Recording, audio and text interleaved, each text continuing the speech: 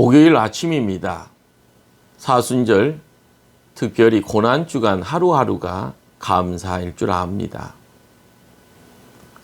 홀로 가는 인생이 아니라 하늘의 은혜와 사랑 가운데 오늘 하루 또한 평화를 이루어가기를 바랍니다.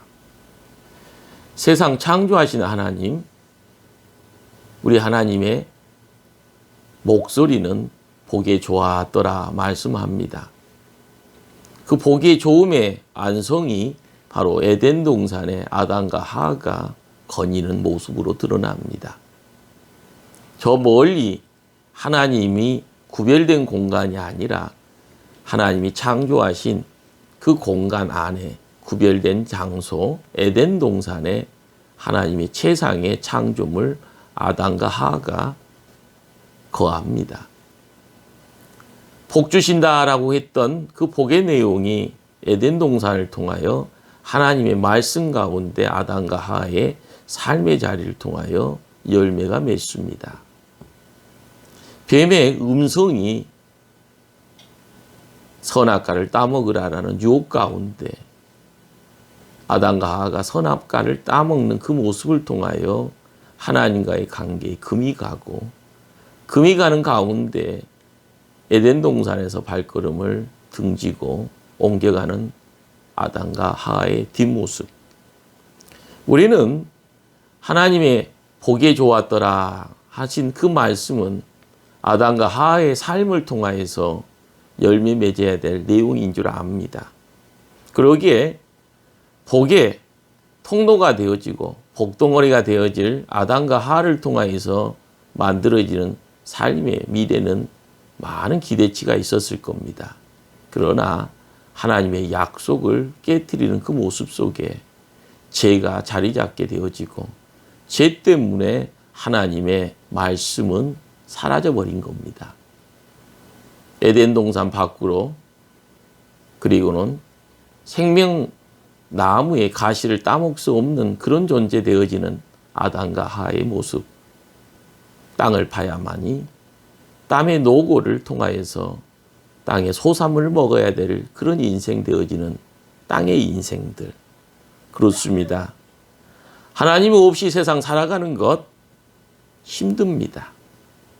하나님의 말씀 없이 세상 살아가는 것 항상 부평추처럼 이리저리 발걸음 옮기게 됩니다.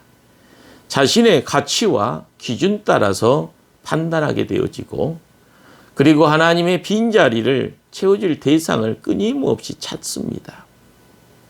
당대에 힘있는 권세자를, 세상을 다스리는 나라를, 권세와 힘을 가진 누군가를 찾아가며 발걸음을 옮겨갔던 모습이 바로 인간의 발걸음이었습니다. 하나님께서는 깨어진 관계, 잃어버린 나라를 회복시키기 위해서 하나님의 종을 이 땅에 보내주셨습니다.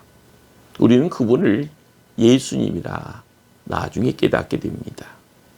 예수님은 이 땅에 오셔서 만나는 사람들의 기대치와는 너무 다른 모습, 다른 말씀, 다른 행동을 합니다. 그분은 정치 혁명가가 아니었기에 권력과 권세도 없었기에 많은 이들을 통하여서 무시와 멸시를 받습니다. 강구와 질고를 겪었습니다. 세상 사람들의 방식이 아니었다라는 겁니다. 하나님 나라의 방법이 무엇이었을까요? 하나님의 기준치가 무엇이었을까요?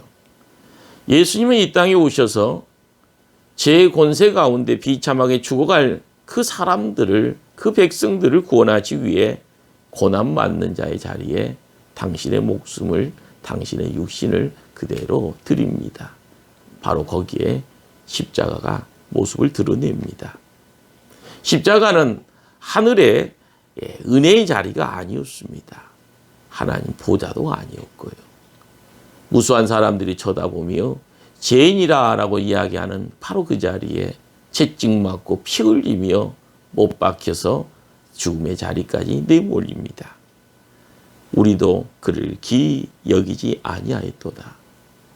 죽음에 내몰리는 예수님을 십자가에 달리신 예수님을 바라보며 어느 누구도 예수님을 존귀한 자라 인정치 않았습니다.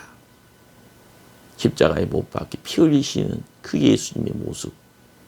예수님 없이 살아가는 바로 이 시대의 우리의 모습이라 생각이 됩니다. 피를 흘리며 누군가의 도움을 바라고 있는 바로 그 자리. 우리의 삶의 자리. 그렇습니다. 누군가가 도와주셔야 되고요. 누군가가 붙잡아 주셔야 되고요. 누군가가 그 고난의 자리에서 나를 이렇게 세워주셔야 됩니다.